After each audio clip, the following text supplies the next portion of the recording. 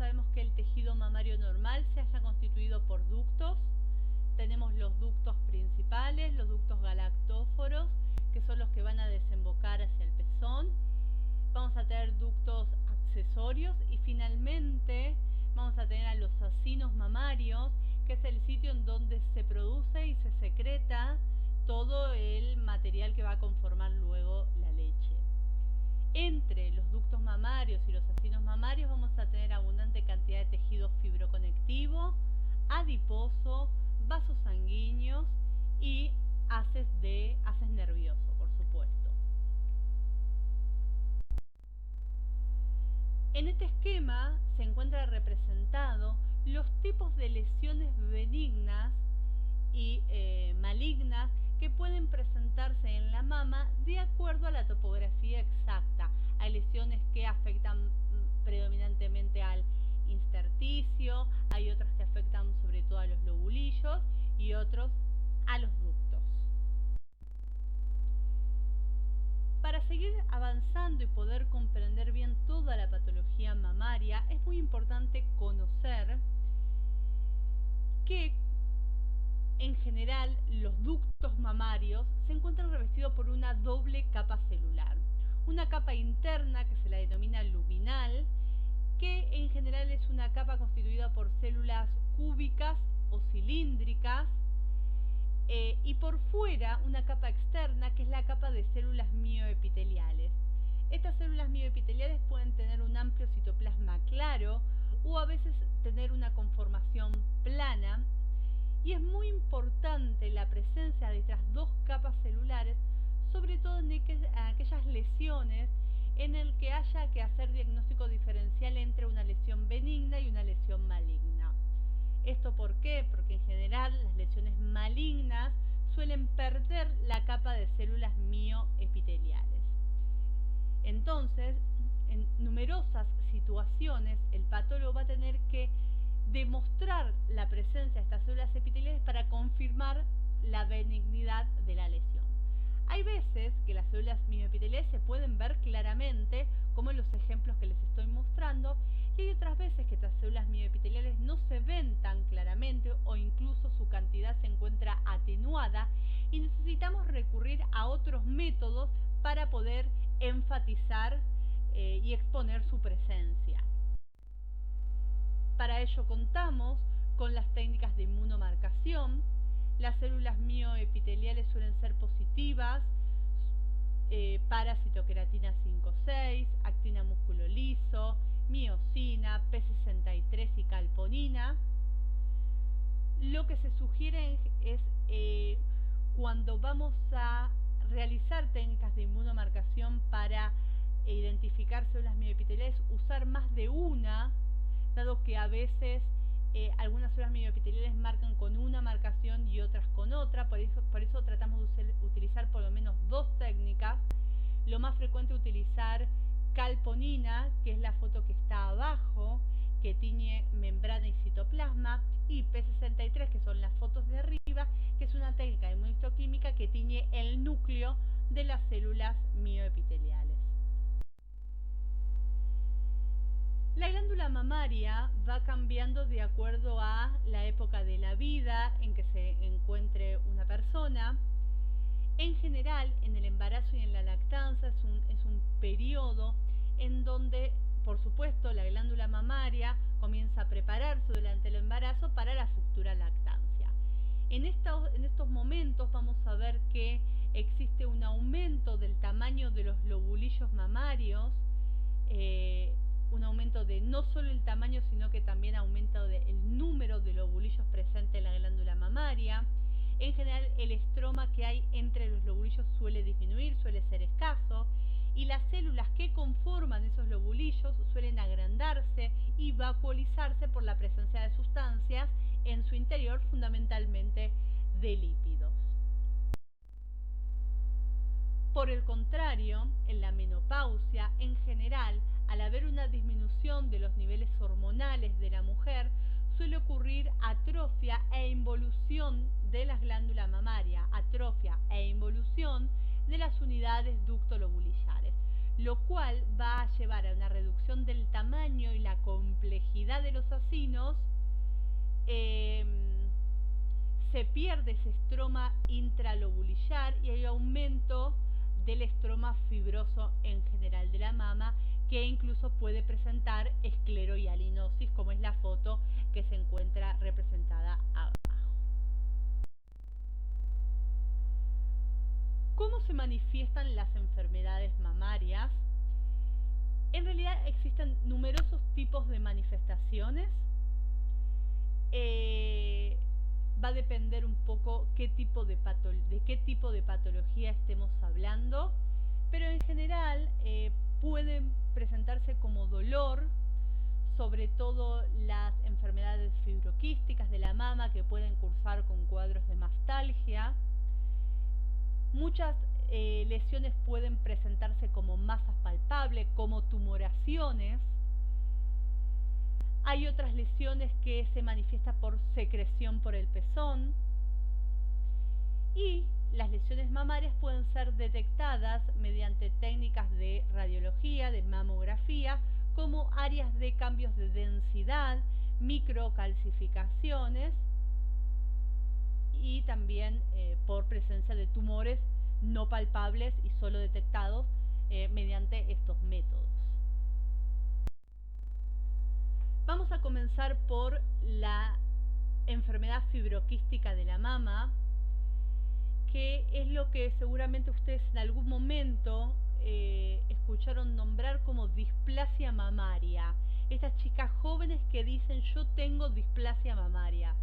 Sabemos que el término displasia no es un término muy feliz, ya que el término displasia de alguna manera uno lo hace asociar ese término con atipía, malignidad, por lo cual prefiere usarse el término de enfermedad fibroquística.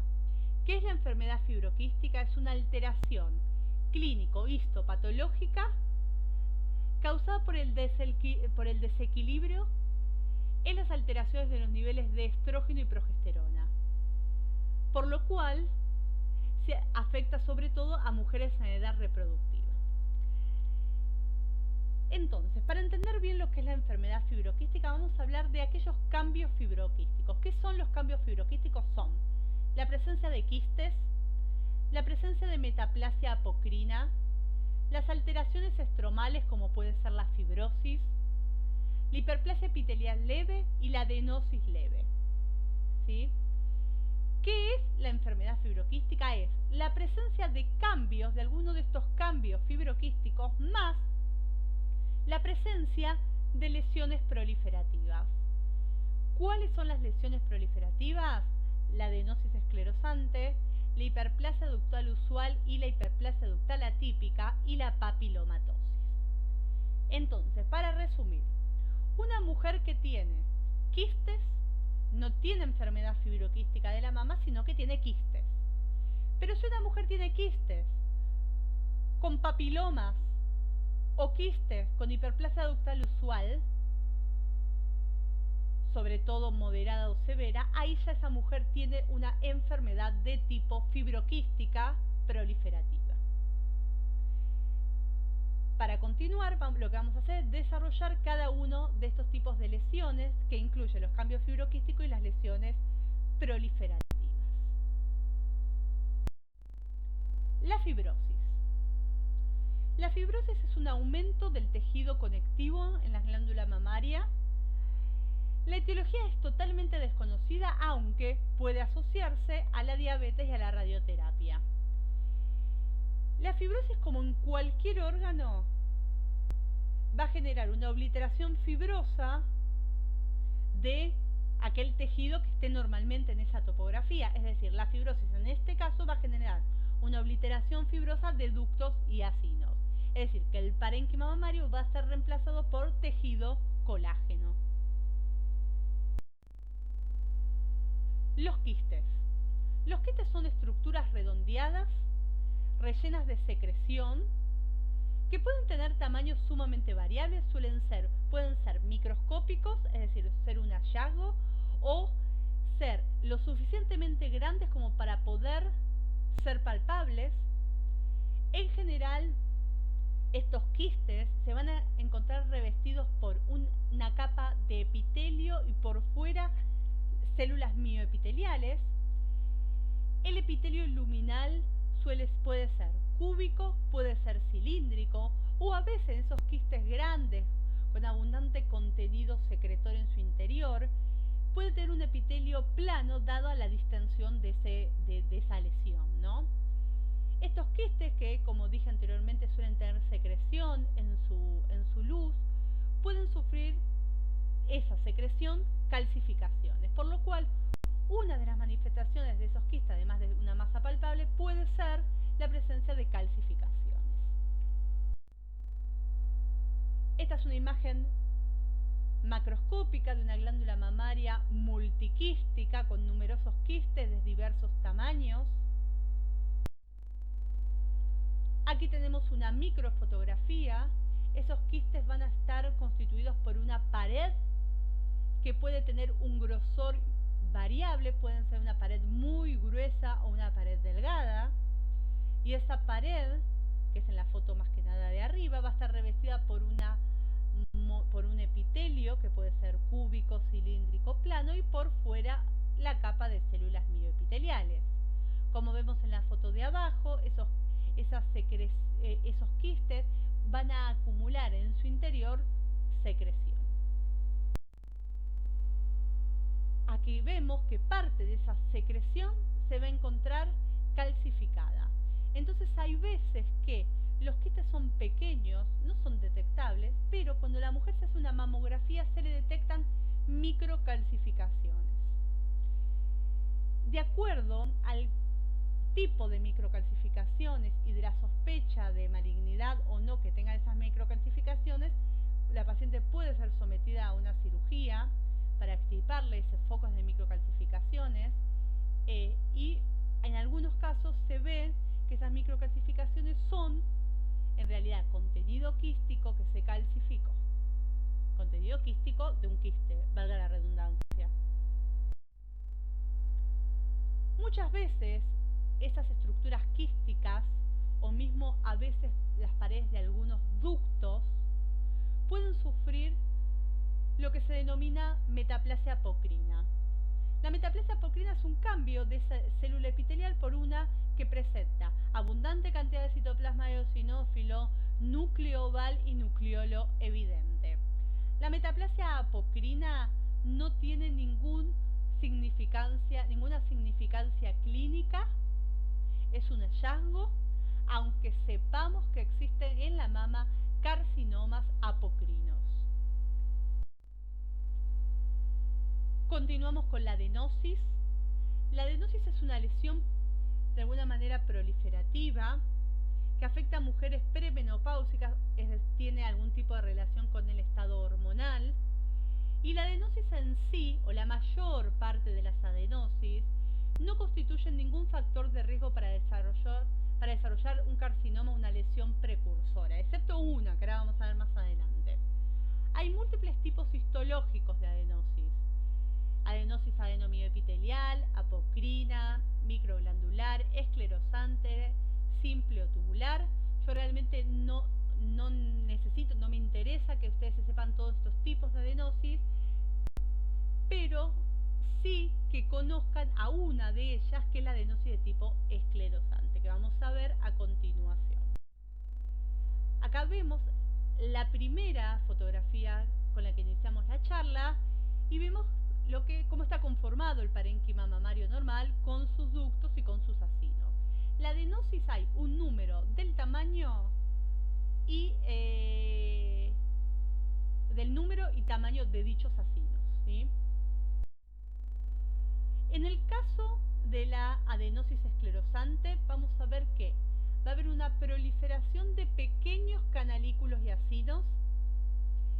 Cada uno de ellos canalículos y acinos se encuentran revestidos por células epiteliales y por células mioepiteliales, lo cual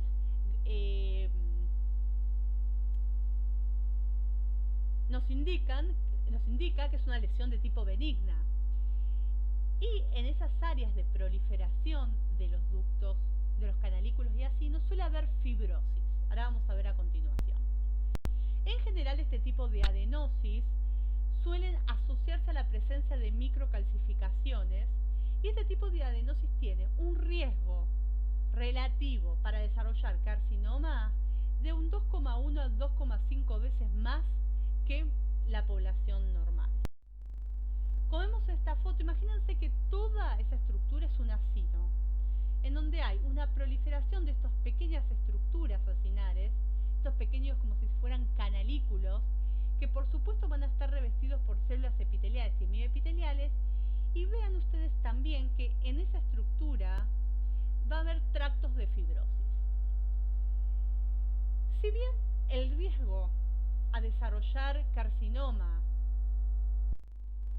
es muy bajo, alrededor de 2 veces más del riesgo relativo, lo que tienen estas lesiones es que histológicamente pueden ser fácilmente confundidas con un carcinoma invasor.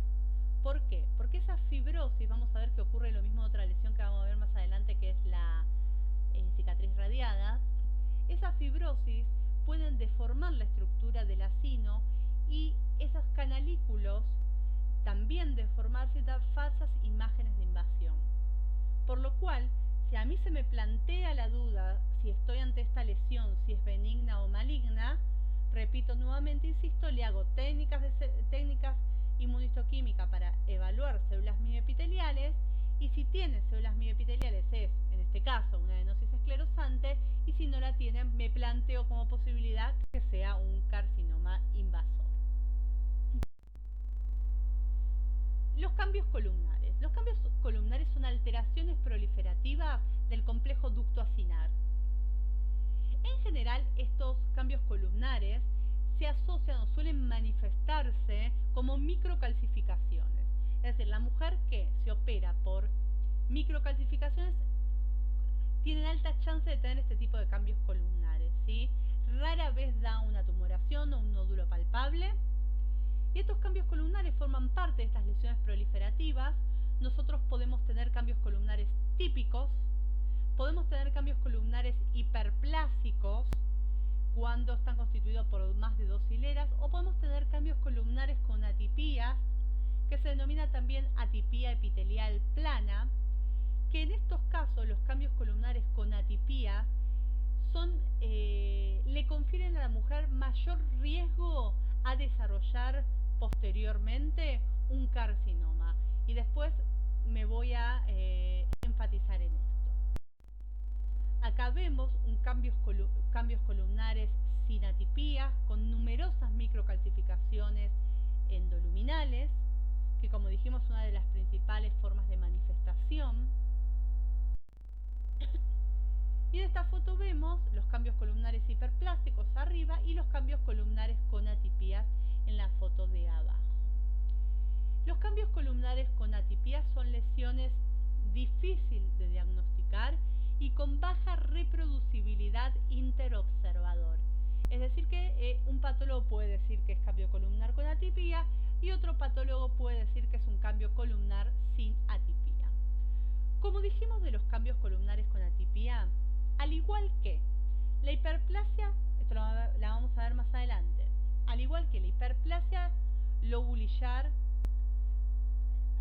la hiperplasia ductal atípica, y al igual que en las neoplasias lobulillares in situ, las pacientes que tienen alguna de estas 3 tipos de lesiones tienen mayor riesgo a desarrollar carcinoma.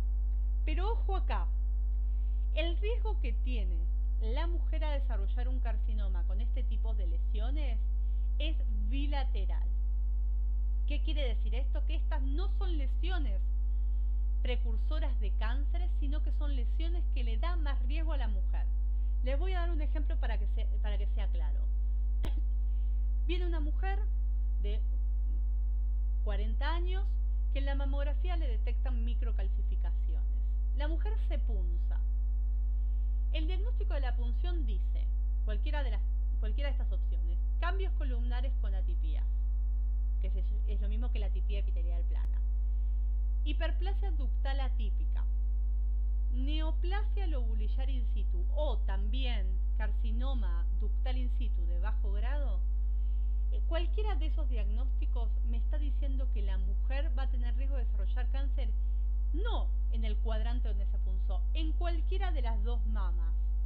Por lo cual, esa mujer va a tener que ser controlada estrictamente mediante radiología para detectar lo más pronto posible el carcinoma cuando se desarrolle. Y cuando desarrolle, si desarrolla obviamente un carcinoma, suelen ser carcinomas de tipo NST de bajo grado, es decir, con scores de Nottingham bajo, que eso lo van a ver en la clase de patología mamaria maligna. Continuamos con la hiperplasia ductal usual. Como su nombre lo indica, es una lesión proliferativa benigna de los ductos. Recordemos que en los ductos había un revestimiento que daba hacia su luz, que es el epitelio que se denomina ductal o luminal, y el revestimiento de células mioepiteliales. Lo que prolifera es ese epitelio, ese revestimiento luminal. En general, puede ser un hallazgo incidental, no dar ninguna lesión, puede asociarse a microcalcificaciones o puede asociarse a cambios fibroquísticos, otras lesiones fibroquísticas, a quistes, adenosis esclerosante, lo que sea. Afecta a cualquier edad, suele tener cierta relación con los estatus hormonales, suele ser muy infrecuente más allá de los 60 años. Y como podemos ver en esta microfotografía, es una proliferación de células de tipo ductales que en este caso oblitera el ducto por completo, pero bueno, no necesariamente tiene que ser tan prominente. Esta proliferación, y es muy importante esto tenerlo en cuenta, suele ser desordenada y las células que van proliferando suelen ser muy diferentes unas de las otras. Y cuando proliferan en gran cantidad y ocluyen el ducto, pueden generar estas estructuras cribiformes, estos espacios ópticamente negativos, que, como está bien ejemplificado en esta imagen, suelen ser muy diferentes los unos de los otros. Nosotros podríamos clasificar al grado de hiperplasia en leve, moderada o florida, según el número de capas presentes dentro de este ducto. Esto realmente no es de gran uso, pero sepan ustedes que en general la hiperplasia leve puede formar parte de los cambios fibroquísticos y la hiperplasia ya moderada severa forma más que nada parte de la enfermedad. En contrapartida a la hiperplasia ductal usual, vamos a tener la hiperplasia ductal atípica.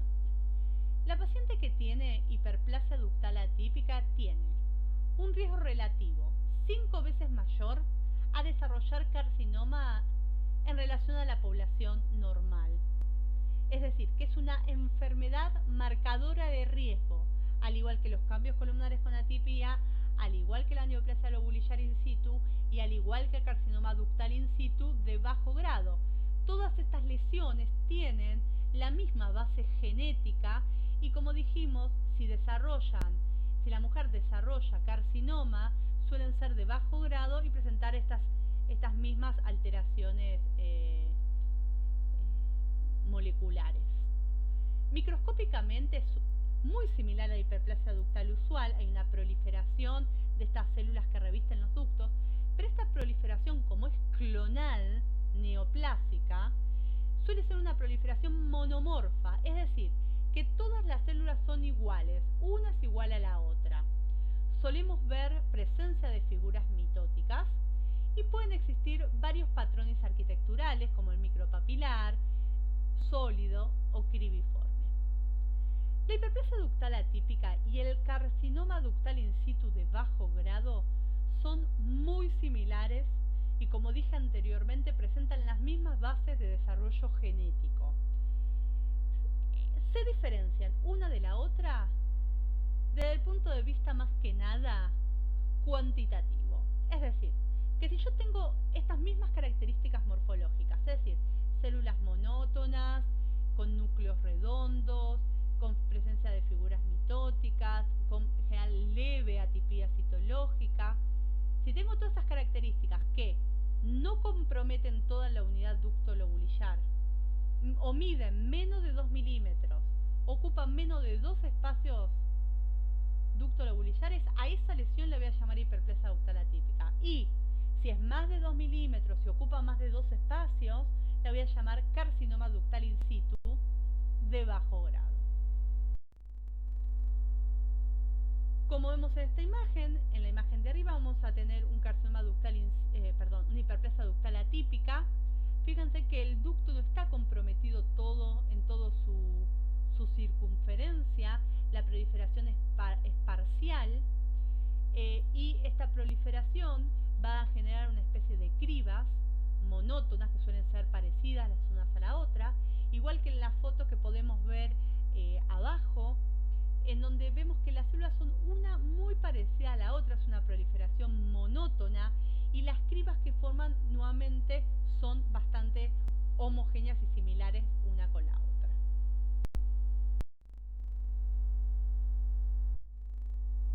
Las cicatrices radiadas, o también se las pueden denominar lesiones esclerosantes radiadas, son un grupo de lesiones que se asocian frecuentemente a la enfermedad fibroquística, que presenta una edad entre 40 a 60 años.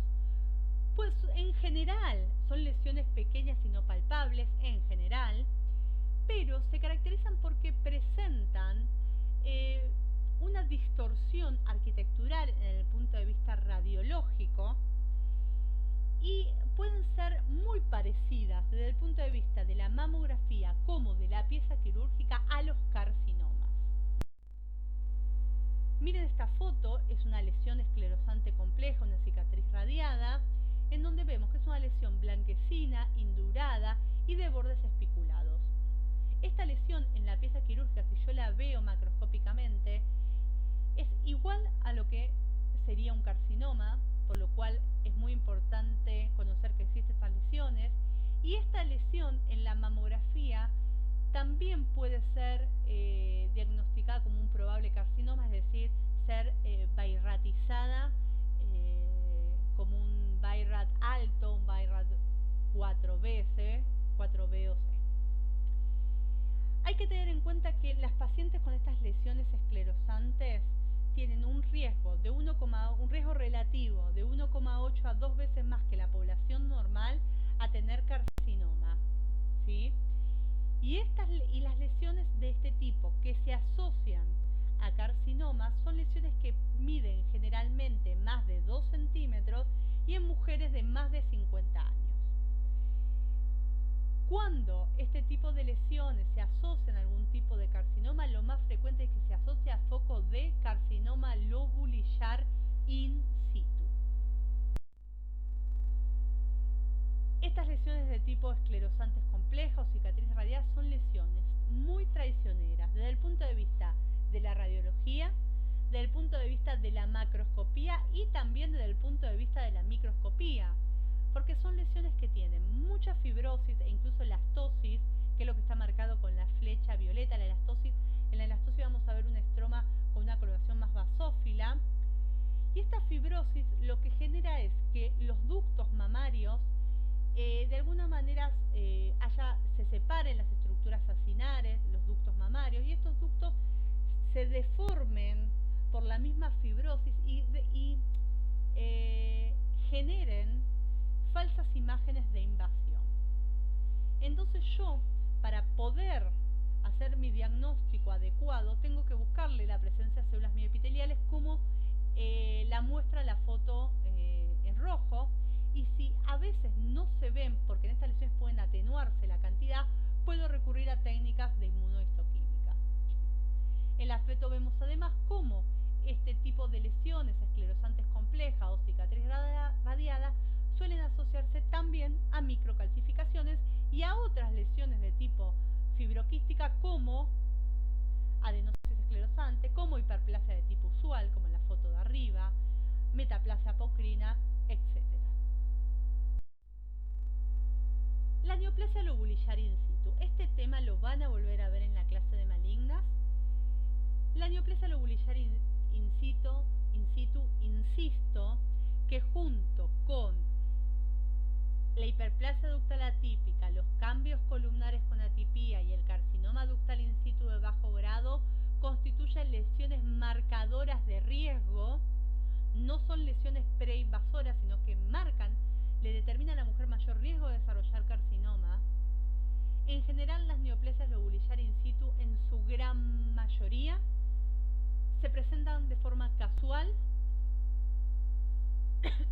no tienen una traducción macroscópica, excepto algunos tipos de carcinoma lobulillar in situ, como es el de tipo florido o pleomórfico, que pueden manifestarse como masa, pero esto lo van a ver en la clase de patología maligna, pero en general no tienen manifestaciones macroscópicas.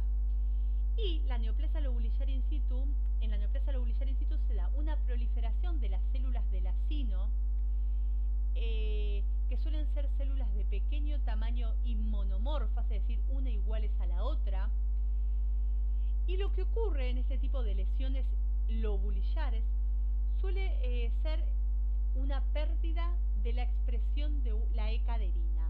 La E-caderina es una proteína que mantiene unidas a las células, por lo cual cuando se pierde, las células pierden las uniones intercelulares y se separan una de la otra. Por eso vamos a ver, como muestra bien en la fotografía, que hay una proliferación discoesiva de células que se separan unas de la otra, de células de pequeño tamaño y monomórficas. Esta lesión se genera predominantemente a nivel del acino, a diferencia de la hiperplasia lobulillar atípica o el carcinoma ductal in situ, que afecta fundamentalmente al ducto mamario, ¿sí? ¿Cuál es la diferencia para poner el corte entre hiperplasia lobulillar atípica y carcinoma lobulillar in situ? Es cuantitativo también. Es decir, vamos a hablar de una hiperplasia lobulillar atípica cuando esta proliferación no llena ni distiende más del 50% de los acinos. En la actualidad hay algunos autores que plantean que no es necesario dividir entre neoplasia lobulillar atípica, entre hiperplasia lobulillar atípica y carcinoma lobulillar in situ clásico, que no hace falta hacer esta división. En el diagnóstico se puede poner directamente neoplasia lobulillar in situ, abarcando estas dos entidades, exceptuando las variantes, algunas variantes especiales de carcinoma lobulillar in situ, como es la florida o la pleomórfica, que sí deberían especificarse, ¿sí?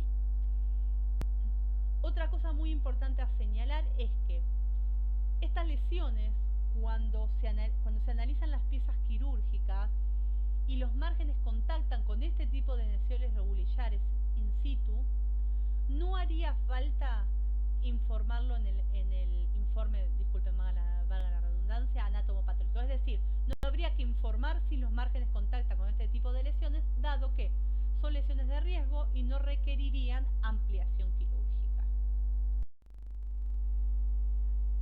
Aquí tenemos otras microfotografías de acinos distendidos, y dentro de esas unidades acinares esta proliferación monomorfa y discoesiva que constituye la neoplasia lobulillar in situ.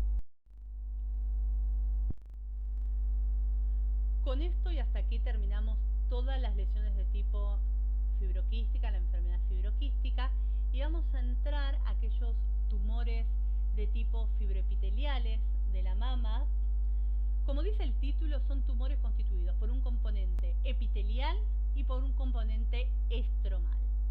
Dentro de estos tumores fibroepiteliales tenemos a dos entidades fundamentalmente, al fibroadenoma y a los tumores filodes.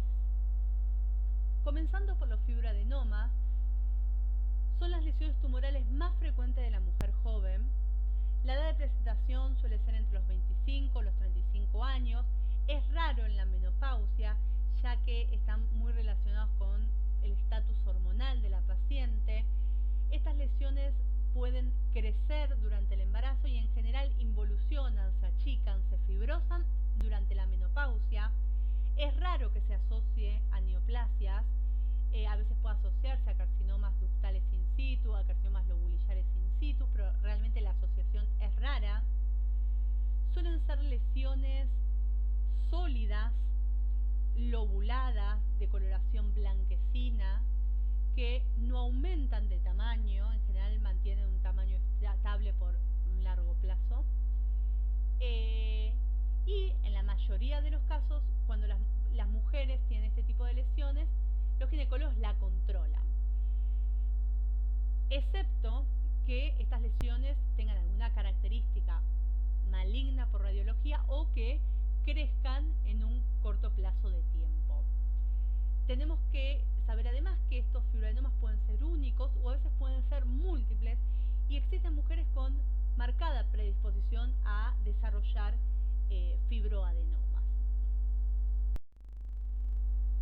Como dijimos anteriormente, es una lesión epitelioestromal. Prolifera el epitelio, que está representado por los ductos, más que predominantemente, como muestra ahí la flecha roja, y también prolifera el estroma, predominantemente el estroma pericanalicular, es decir, ese estroma alrededor de los ductos, como muestra la flecha violeta. Aquí nuevamente esta proliferación epitelioestromal. Y existen diferentes subtipos histológicos de fibroadenoma. El intra y el pericanalicular, que en realidad es una distinción microscópica, dado que no tiene ningún tipo de significancia clínica. El fibroadenoma mixoide, que la importancia radica en que no hay que confundírselo, sobre todo microscópicamente o en punciones pequeñas, con el carcinoma mucinoso. El fibroadenoma tubular, el fibroadenoma complejo y el fibroadenoma juvenil. Yo voy a hacer especial hincapié en el fibroadenoma complejo y en el fibroadenoma juvenil. Sin embargo, les voy a mostrar una microfotografía de los fibroadenomas de tipo intra y pericanalicular. Aquí vemos un fibroadenoma intracanalicular. En este tipo de lesión prolifera el estroma generando un colapso de las estructuras ductales. Entonces los ductos los vemos como si fueran hendiduras. Y en el patrón pericanalicular no se genera este colapso, por lo cual vamos a tener la proliferación del estroma y vamos a ver los ductos que presentan un tamaño adecuado, es decir, presentan luz o incluso se encuentran dilatados. Los fibroadenomas complejos. Esto es algo muy sencillo. El fibroadenoma complejo es un fibroadenoma que además tiene alteraciones fibroquísticas. Es decir, es un fibroadenoma con esa proliferación fibroepitelial, pero que se asocia a focos de adenosis esclerosante, quistes, metaplasia apocrina, hiperplasia de tipo usual, etc. Corresponden a un 10 a un 20% del total de los fibroadenomas. Y el fibroadenoma juvenil es un fibroadenoma que se presenta fundamentalmente en mujeres jóvenes y suelen tener un crecimiento un poco más rápido que lo que tienen los fibroadenomas comunes, por lo cual a veces asustan al ginecólogo. Estos fibroadenomas se diferencian de los fibroadenomas comunes dado que tienen mayor celularidad estromal y a veces pueden tener focos de hiperplasia ductal usual. Entonces, el rápido crecimiento que tienen estos fibroadenomas con el aumento de la celularidad estromal hace que estas lesiones puedan ser confundidas con un tumor filodes benigno. Pero ¿cómo vamos a diferenciarlos? Vamos a diferenciarlos dado que en general hay muchos tipos de diferencia microscópica, pero los fibroadenomas juveniles se dan sobre todo en pacientes muy jóvenes y los tumores filodes no tanto. Representa un 4% de los fibroadenomas, pueden ser múltiples o solitarios y pueden recidivar. Ahora vamos a pasar al tumor filodes, antiguamente llamado cistosarcoma filodes. Se presentan, es un tumor epitelioestromal, fibroepitelial, que se presenta en mujeres con una edad promedio de 45 años, por supuesto hay casos reportados de mujeres jóvenes, y suelen ser tumores bien circunscriptos, redondos y firmes. Macroscópicamente pueden ser muy parecidos a un fibroadenoma o pueden tener características diferentes a un fibroadenoma. Vamos a verlo más adelante esto. Suelen ser sólidos en general, a veces pueden tener alguna porción quística, pueden tener áreas de necrosis y hemorragia. pueden tener áreas de infarto. Dentro de los tumores filodes nosotros vamos a tener tumores filodes benignos, tumores filodes borderline y tumores filodes malignos.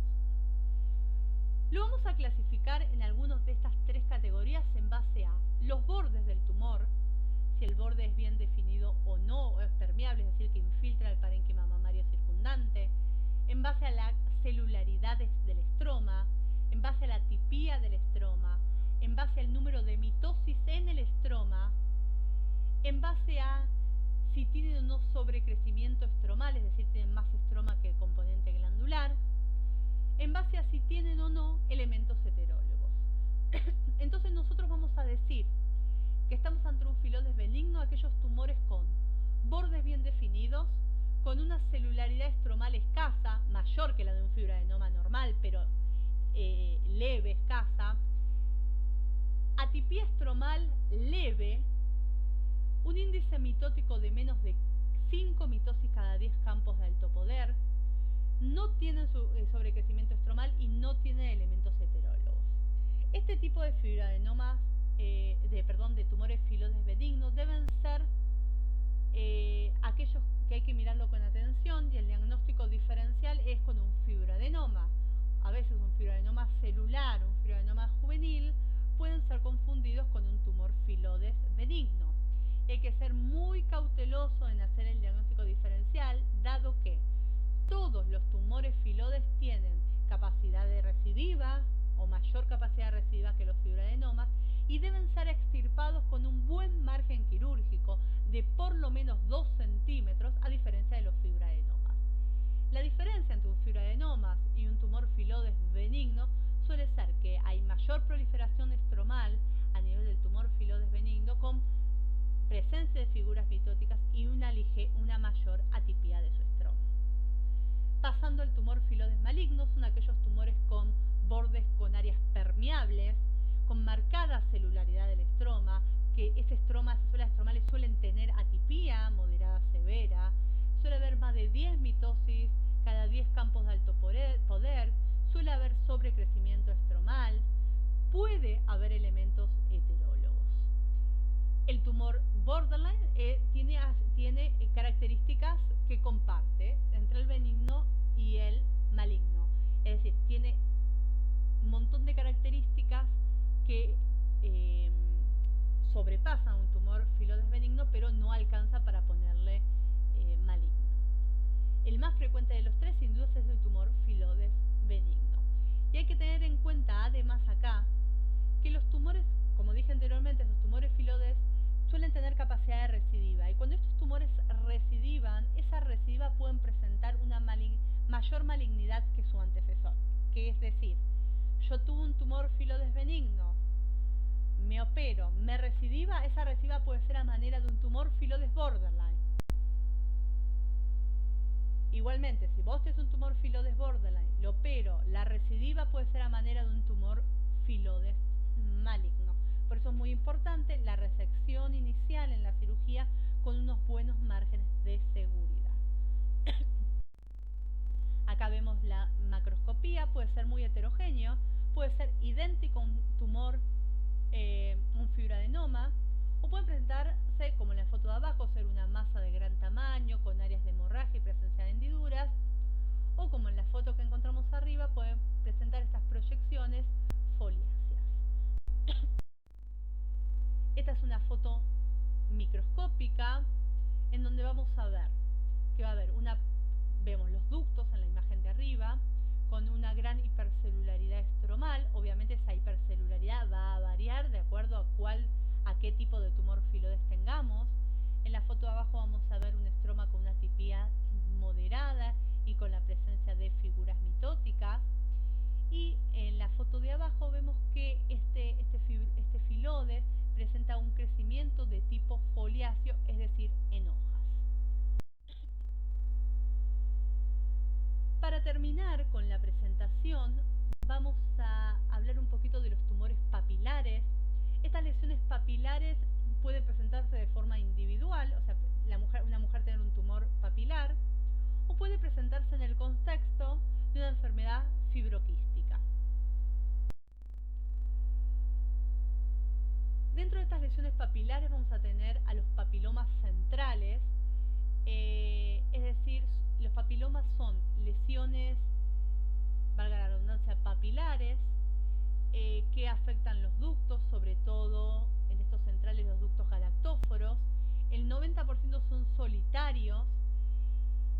y lo que generan es dilatación, por supuesto, del ducto en donde se genera, pueden tener necrosis, pueden tener hemorragia, y microscópicamente vamos a ver un ducto dilatado con presencia de papilas en su interior.